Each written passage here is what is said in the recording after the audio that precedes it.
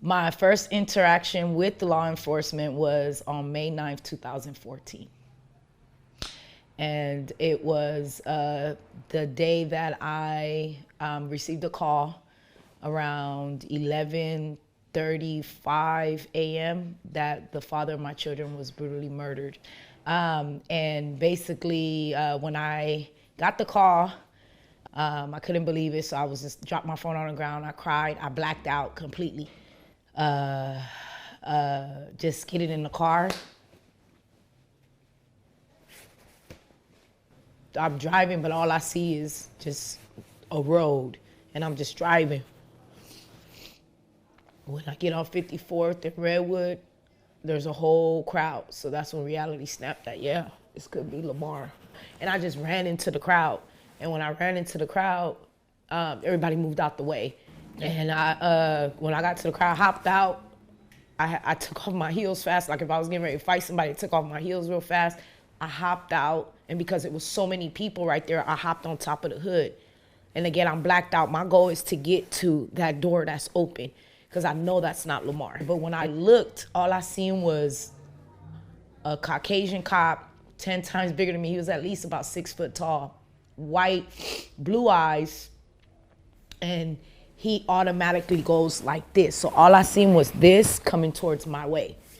It automatically hit my nose. When it hit my nose, I automatically, like, it's like he knocked me out almost. He might as well have knocked me out. When he does that, I automatically, like, I get hit and I, like, you know, you're dizzy, you see stars. So I remember falling back, and when I fall back, all I remember is somebody flipping me over.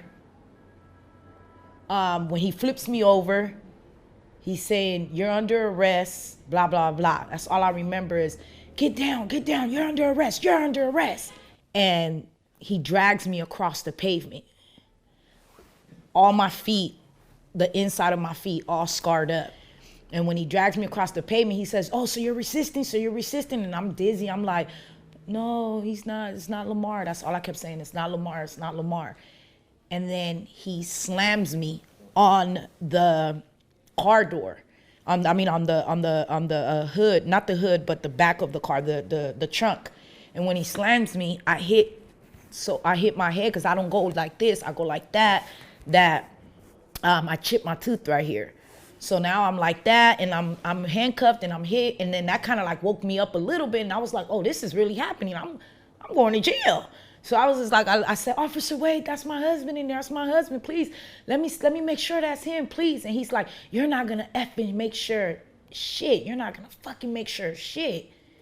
You interfering with a crime scene." And I said, "Please, officer, please." And he's like, "Please, nothing. You're not gonna talk your way out of this one." And then he puts me in the car. And then he goes, "You know, you're trying to talk your way out." He said a word. Again, I'm not good with big words, but he said a word that means, because I said, "I don't know what that means. What are you trying to tell me?" And then he goes, "That means you're trying to talk your way out of jail, but you're going to jail."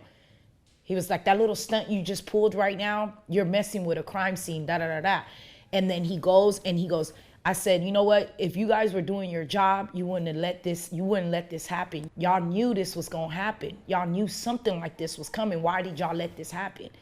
And then he goes, "Oh, you want to be a smartass? Okay, you know what? Watch this." And he goes around through Redwood, and then he parks me right in front of Lamar's dead body.